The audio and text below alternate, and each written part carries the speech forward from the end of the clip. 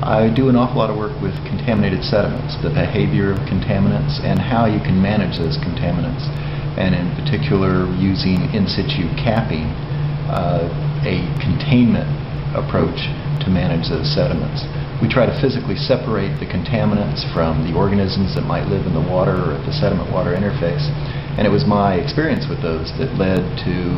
my being contacted by representatives of the Norwegian government to examine U-864, a submarine that was sunk in the closing days of World War II that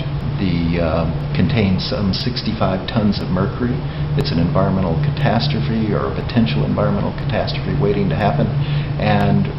the Norwegian government is trying to find ways to effectively manage the submarine and the mercury that it contains. And so what we're examining is the use of capping, or a containment, an entombment of that submarine to physically separate the mercury from the overlying water. And we're doing some experimental work that we've done in other places, trying to see how that would apply to this, and then trying to evaluate with some modeling work